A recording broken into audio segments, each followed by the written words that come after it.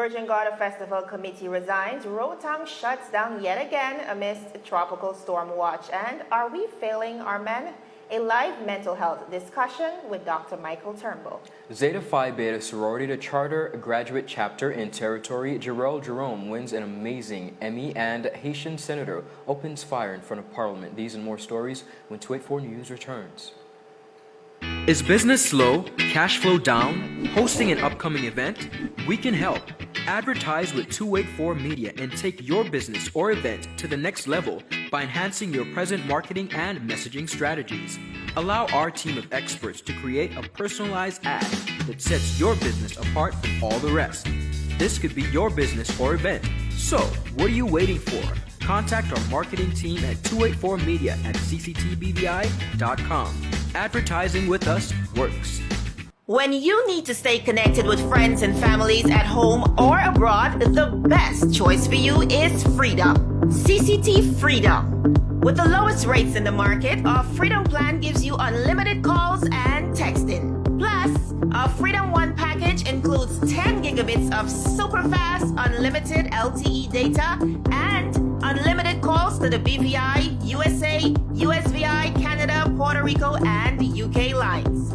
Why pay for overages when you can enjoy CCT Freedom? Stop by at one of our stores today and speak with one of our representatives to find out more about our CCT Freedom packages.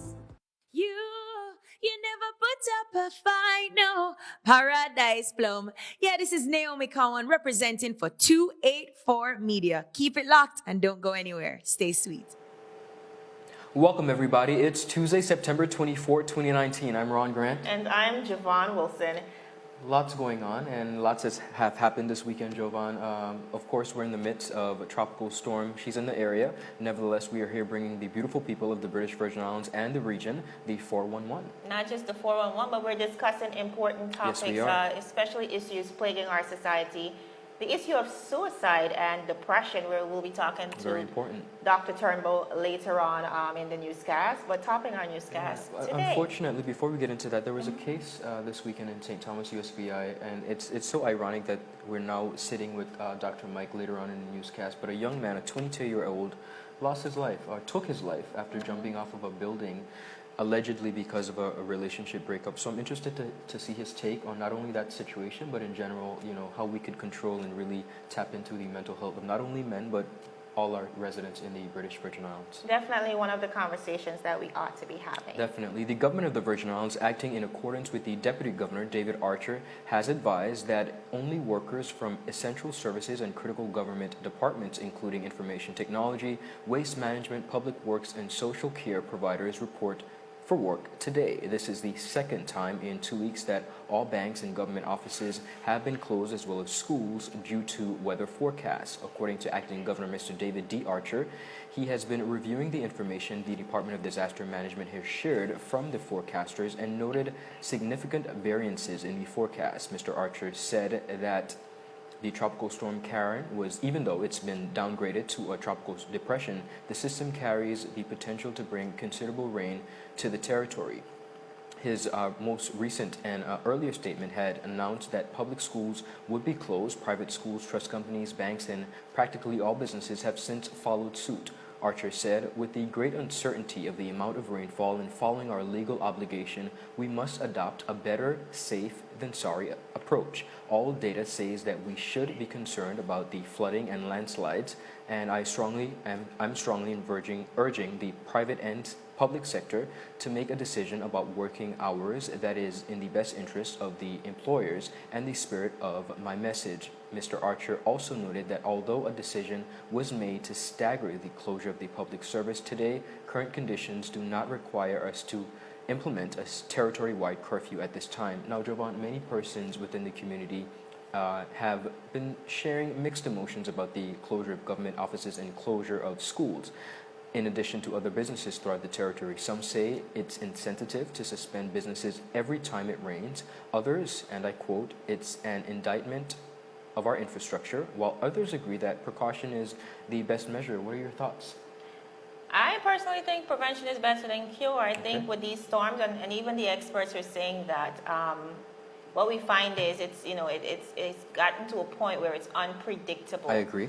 So we really have to prepare to the best of our abilities. I think just 2 years ago, we see what ensued when we had the floods in Most 2017. definitely. So again, Now, do you think I I agree with the precaution of is better than cure, but do you think we're somewhat getting to a point in Comfortable? our, not comfortable, but when I look at our territory, and festival is a good example.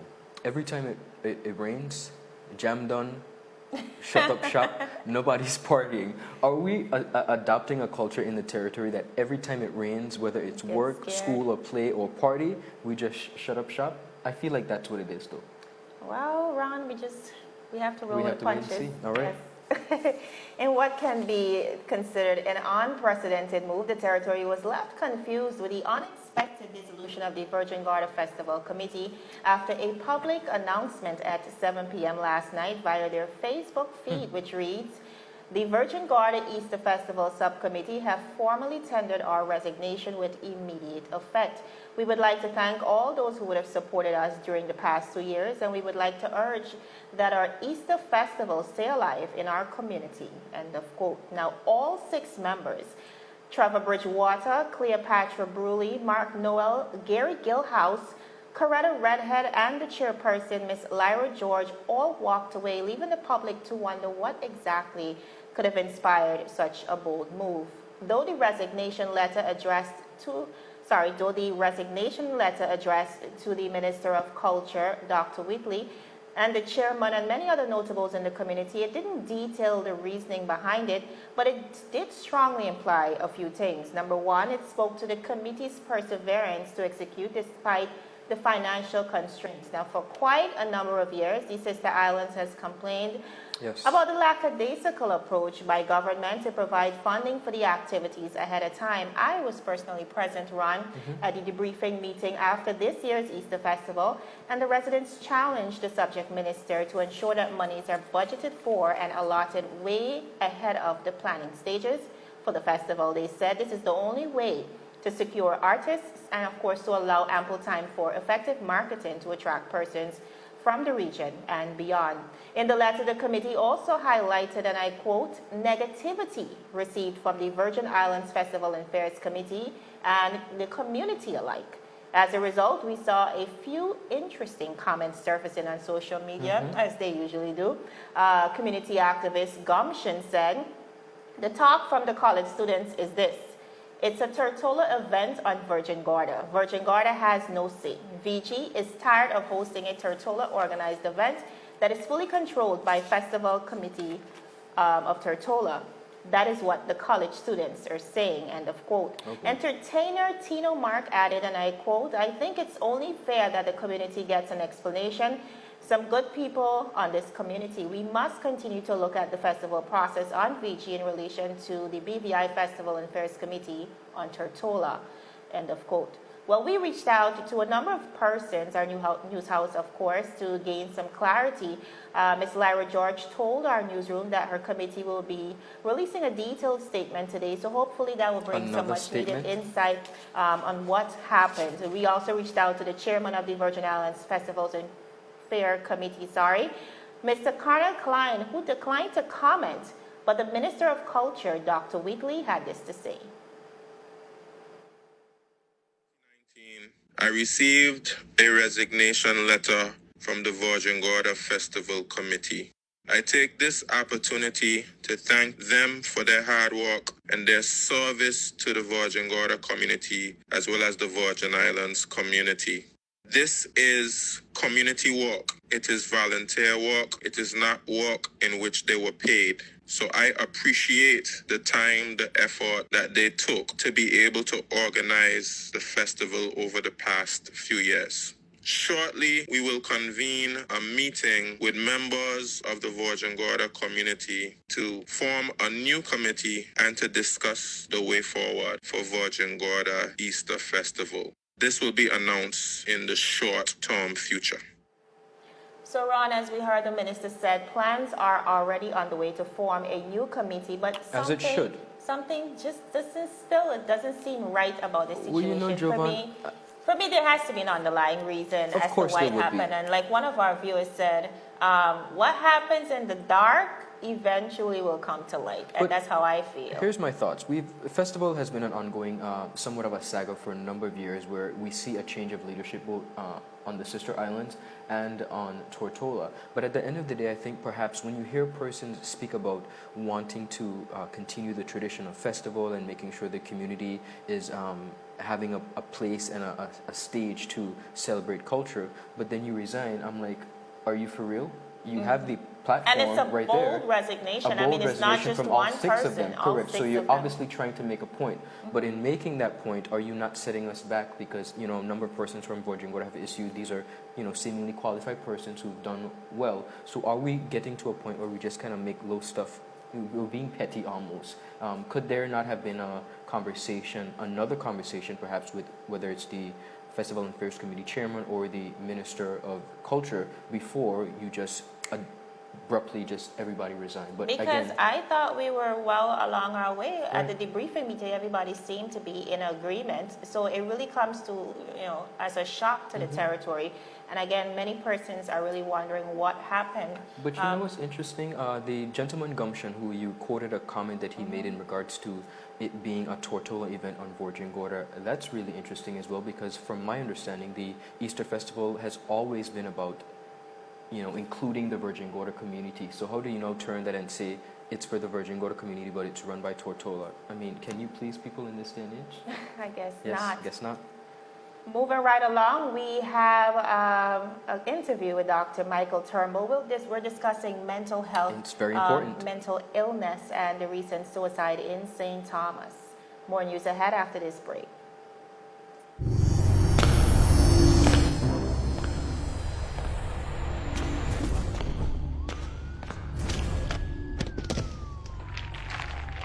What are you really running for, boss? You could have bust a hole in your head. But see, with the competition, it means you're about to bust a hole in your pocket. I could get my modem, please. Anyhow, I got something huge to show you. I gotta be sick in your head. The whole on string bean, Tina kind of party. Check this. That's LTE1 for just about everyone. LTE2 for you and your boo. And hold on. Bam!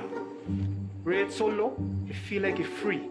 That's LTE3 for you and the whole family. Save even more on your internet with new pricing from CCT. Get LTE 2 now for only $149. Get LTE 3 for the new low price of $189. All packages are unlimited, so there's no overage charge. You don't have to run into Chaz for savings. Just stop by our store and sign up today. Come on over to CCT. Life Unlimited.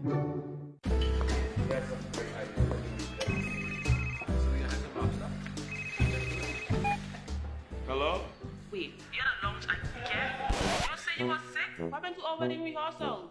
No, babe. I'm actually watching the news right now. Take a listen. Topping our newscast today, UFOs seen around Tortola Pier Park. And District 3 residents outraged over no water supply. They simply cannot bathe. These and more stories when 284 News returns.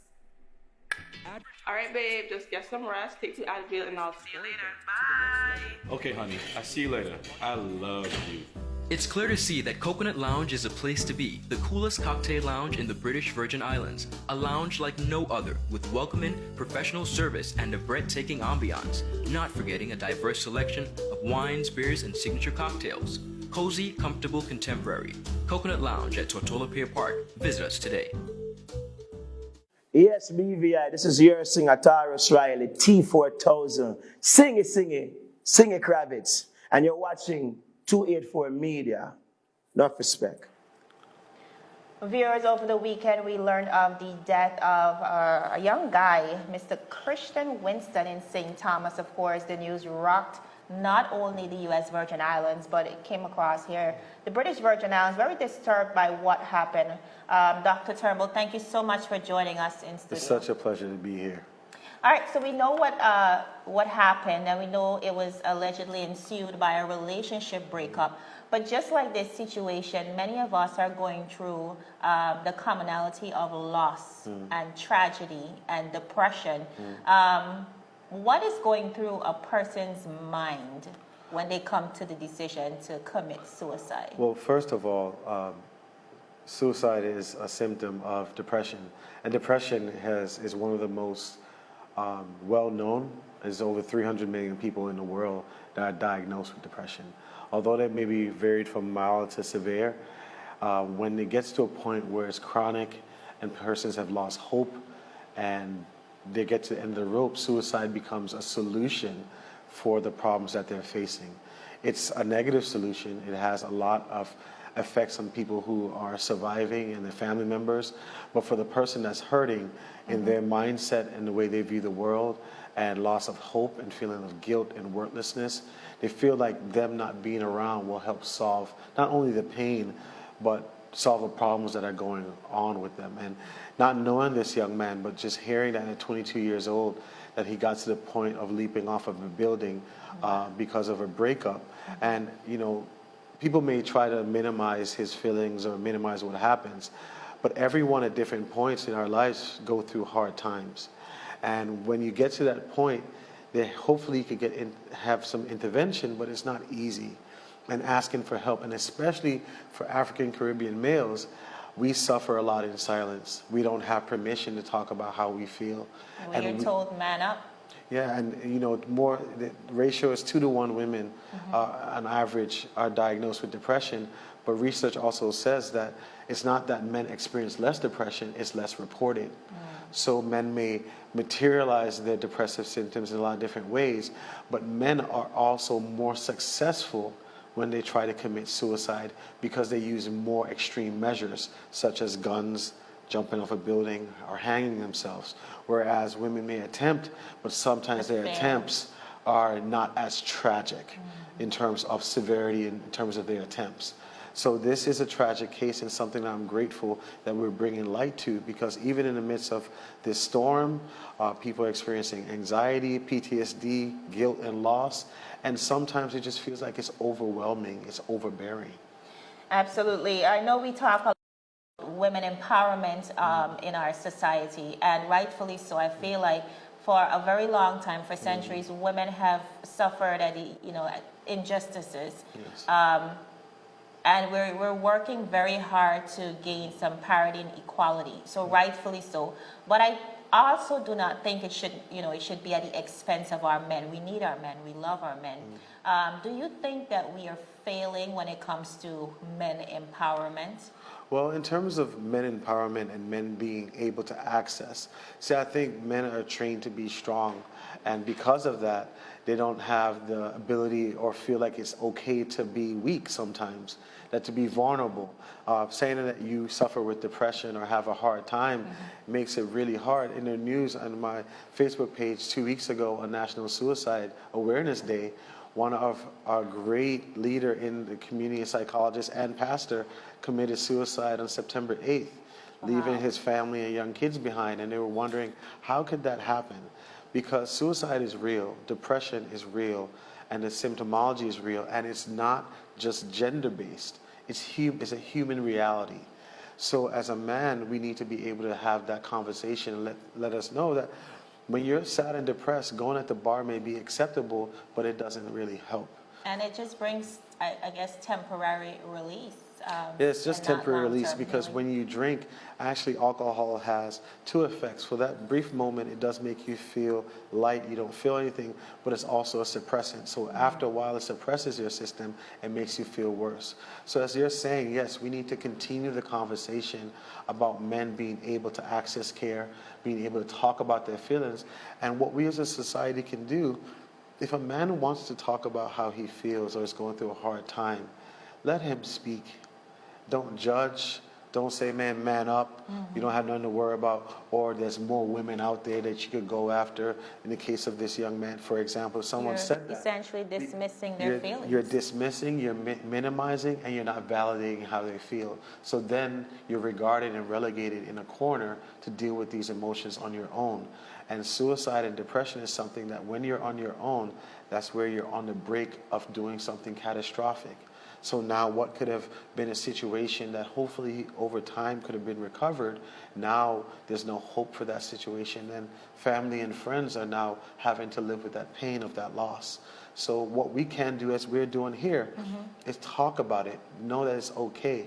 Everyone, if you're alive, is going to have a depressive episode. You may not experience major depression to the point of having severity of these kind of symptoms, but everyone has bad days. And it's okay to talk about that. From our young kids, if we start with our children and to say, it's okay, why are you crying?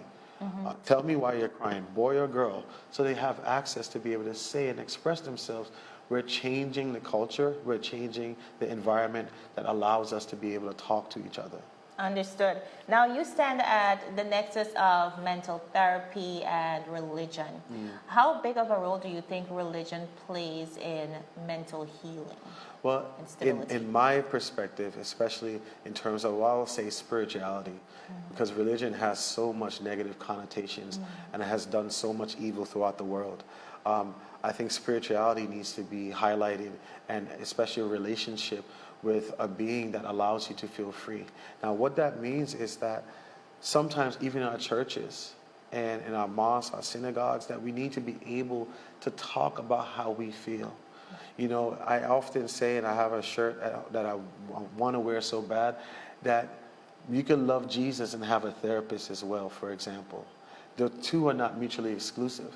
That it's okay to be able to access help regardless. It doesn't mean that you don't have faith, but it means that your faith has led you to trust someone else with your healing. And that's what happens. Like, it's okay to do those two things. Because again, a Christian or being a believer doesn't mean that you don't have pain. It doesn't mean that you don't have sorrow. And depression doesn't matter. It doesn't matter if you're in church or not. Yes, church is a great mediator. Spirituality and prayer helps you manage symptoms, and it gives you a significant amount of hope. That's part of healing, but it's not the entirety of it. And you have to be able to talk and work with professionals and be able to say, yes, I may suffer with depression, and I believe, and I've seen religion and spirituality be able to help people out at difficult times. The two could be really great partners to help people heal holistically. But we just need to be able to have that conversation from the pulpit, in the pews, and outside of our churches to let everyone know that it's okay. All right. In wrapping up, because we're running out of time, I know depression is a sensitive topic. How do you deal with someone who's going through symptoms of depression? If you have a friend, loved one, child who's experiencing symptoms, you see that they're changing their mood, they don't really want to get up, their appetite has changed, they seem just more melancholy, the first thing you can do is not judge and ask them, how can I help? And then when you open that door, you really allow them to share and validate how they feel. And don't judge them, don't tell them it's going to be okay, just really listen. Because sometimes a lot of problems can be solved with a listening, empathetic, and compassionate ear. And when you're able to do that, it gives people the freedom to continue to open up. And then as you go along, if you feel that this problem is too much, that's where you can refer to a professional. And there's so many professionals within the Virgin Islands and the region that are equipped to help. And that's what we want to do, to be sensitive, be empathetic, and be honest, but also know your limitations. But don't judge. Don't make the person feel like they're a part of the problem, because that makes them feel worthless, and it leads to, like, well, this situation is hopeless, where we end up where suicide becomes a possible answer for a hard situation. What do you say to the girlfriend, of course, who we've just lost, this young woman? Yeah, I can't imagine what she may be going through, how difficult it is. Regardless of the situation or circumstances, there has to be some connection, and I hope she doesn't blame herself. I hope that she finds hope and someone and people around her to be able to give her help. So I hope she's able to work through this, not blame herself, and find a path to work through this so she can heal and live her life as well. Thank you so much. How can persons keep in contact with you, Dr. Turnbull? I'm privileged to be at the Wellness Center Behavioral Health Clinic. We have a number of persons there that are qualified to help, psychologists and psychiatrists. We're located at the Pear Park, and you can contact us on Facebook or via our number 496-0838. Thank you so much for joining us in studio. And of course, the conversation continues. You're welcome to return. Thank you so much. You're welcome. All back to you, Ron. Definitely, Jovan. Thank you for that conversation, Dr. Mike, because the conversation definitely continues. Very informative interview. I appreciate that very much. Zeta Phi Beta Sorority Incorporating, a leading women's service organization, continues its international growth with the chartering of Gamma Alpha Mu Zeta chapter in the British Virgin Islands on September 28, 2019.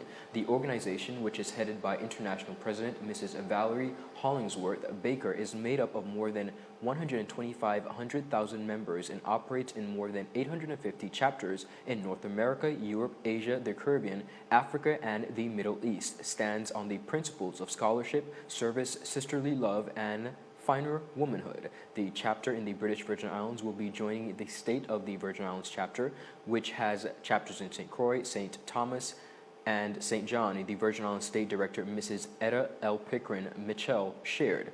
With the charting of Gamma Alpha Mu Zu chapter in the British Virgin Islands, it is the organization's goal to ensure that community concerns are addressed, and Zeta Phi Beta will take advantage of the opportunities to collaborate with other reputable nonprofit organizations to host awareness activities as well as provide much-needed services. Now, President-elect Miss Sasha Flack said, "I'm overjoyed that the gift that is Zeta Phi Beta Sorority Incorporated is coming to the British Virgin Islands. Now more than ever, it is a time of interaction and inclusion in the territory as we continue to recover from Hurricanes Irma and Maria. We would like to work as a chapter to contribute to the catalyst for positive change." The other charter members are Kai Melissa Amy, Melron George, Alicia Hill, Lestine Maduru, Shanique Thompkins, and Bernice Wheatley. Zeta Phi Beta Sorority Incorporated was founded in 1920 on the belief that the social nature of sorority-like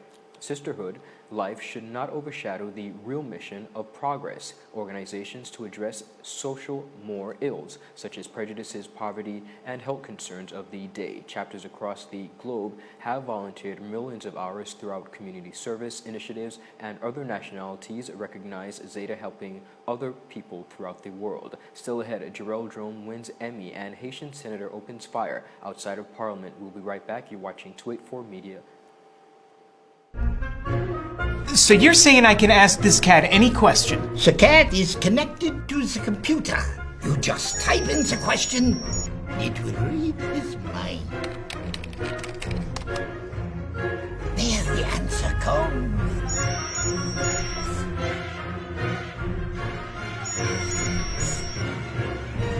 You're the man! I've been looking for this for weeks. Brilliant Hands and Minds Tutoring Services, one-on-one tutorials in math and English, intense homework assistance, academic enrichment, school projects, effective communication and public speaking development, sign language for adults and children on Saturdays only. Registered with the Virgin Islands High School Certificate Program, Brilliant Hands and Minds can help you too. Offering intense curriculum-based training to help you or your loved ones get their high school diploma. It's time to make your family's education a #1 priority. Hurry, space is limited. Brilliant Hands and Minds Learning Center. We are the trained education professionals.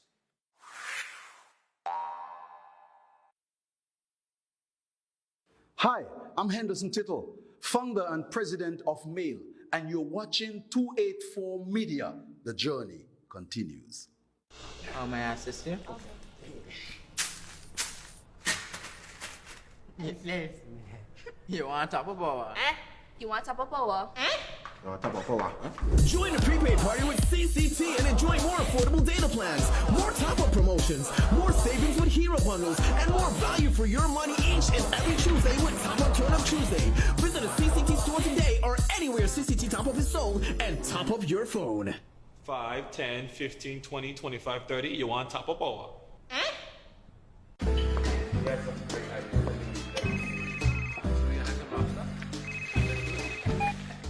Hello?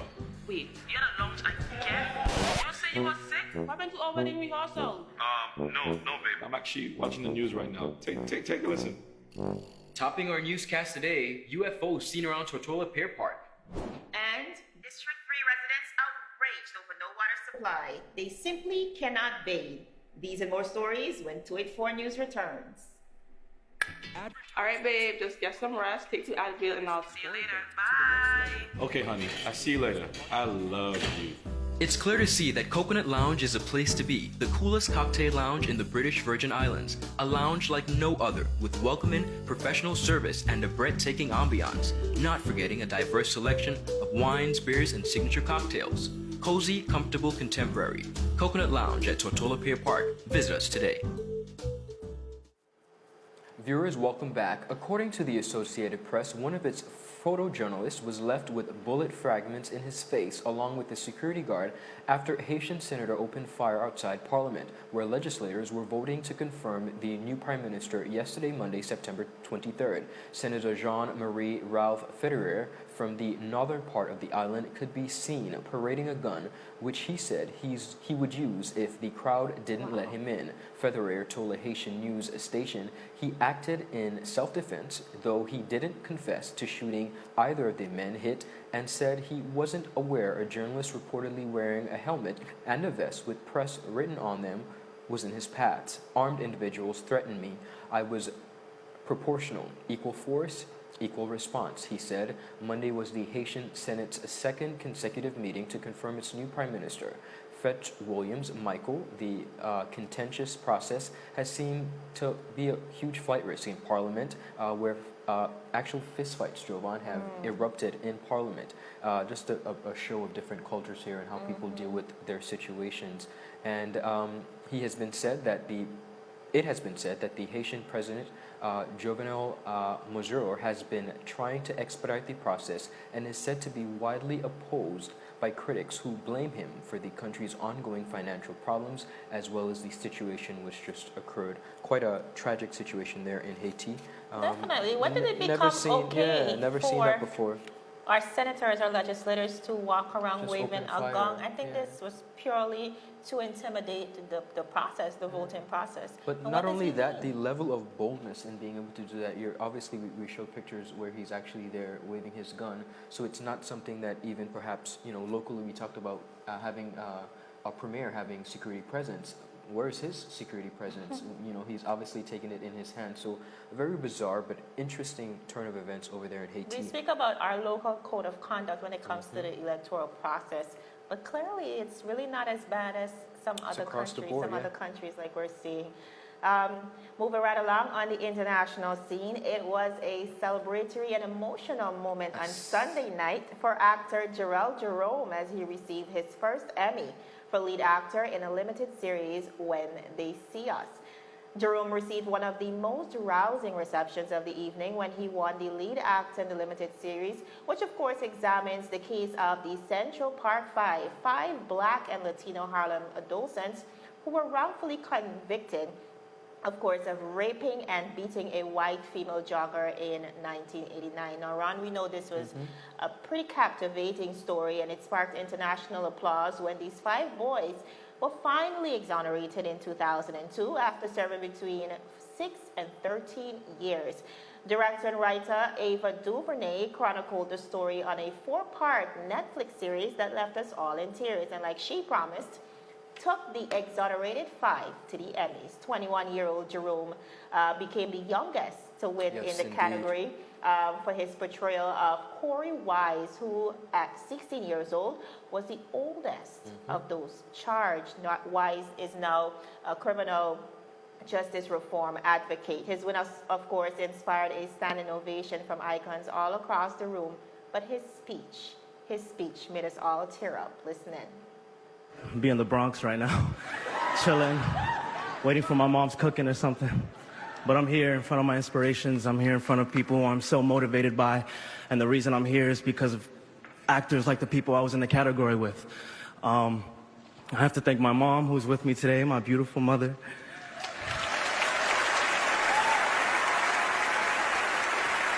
I couldn't do it without her.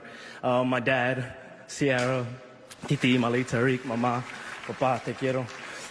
Of course, Ava, thank you for giving me this opportunity. Netflix, my team, Perry, Emily, Jen, UTA, everybody. Jordan, I know you out there. But most importantly, this is for the men that we know as the Exonerated Five. It's for Raymond, Yusuf, Anton, Kevin, and King. Visibly emotional, he continued to celebrate with his co-stars, taking over the dance floor for hours at the Governor's Ball at the LA Live event deck, and also attended the Netflix after party at Milk Studios in Los Angeles. He said, "It's a blessing. It's a blessing. It was all a dream to become a reality." To add to the historic Emmy night for Black male performers, RuPaul, popularly known, of course, and Billy Porter took home Emmys as well. Porter's win took on added significance as he became the first openly gay Black man to be named lead actor in a drama series for his role as the flamboyant ballroom MC, Pray Tell. Jovan, I watched that clip of Jharrel like 4 times at least because I was so proud. So empowering. Yeah, so proud and so empowered that, first of all, we get to see the story. That's the beautiful thing about it. The story of the Exonerated Five is not unknown to the United States. There are many persons across the nation's capital that are sitting in prisons across America who, you know, are wrongfully accused. But this one instance, as heartbreaking as it was to watch, we got to see this and they got to put it on the big screen, and I think it was just a phenomenal accomplishment. It really chronicled some of the injustices we would have suffered as Black people across the world, and it shines light on the struggle and how far we've come as a people. And how far we got to go. Yeah. I really appreciate how well Miss Ava, she chronicled this story. And listen, I mean, if you haven't watched it, you have to go to Netflix. Should. It's a little hefty. It's a little heavy to look at. But it's worth it. Yes, the storytelling is amazing. Well deserved.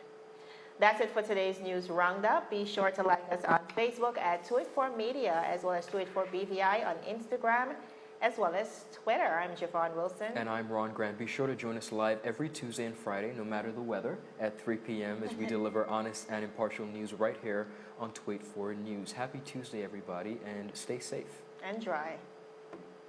How may I assist you? Yes. You want top of power? You want top of power? Join the prepaid party with CCT and enjoy more affordable data plans, more top-up promotions, more savings with hero bundles, and more value for your money each and every Tuesday with Top Up Turn Up Tuesday. Visit a CCT store today or anywhere CCT Top Up is sold and top up your phone. 5, 10, 15, 20, 25, 30. You want top of power?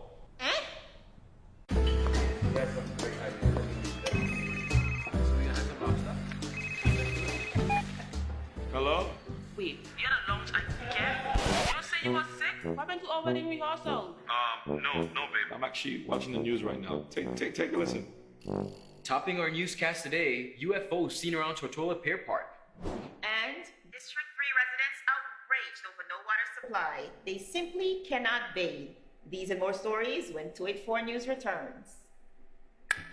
All right, babe, just get some rest, take 2 Advil, and I'll see you later. Bye. Okay, honey. I see you later. I love you. It's clear to see that Coconut Lounge is a place to be, the coolest cocktail lounge in the British Virgin Islands. A lounge like no other, with welcoming, professional service, and a breathtaking ambiance. Not forgetting a diverse selection of wines, beers, and signature cocktails. Cozy, comfortable, contemporary. Coconut Lounge at Tortola Pier Park. Visit us today. Hi, I'm Chandria Nicole Turnbull, 2019 Mrs. British Virgin Islands, and you are tuned into 284 Media. Thanks for watching.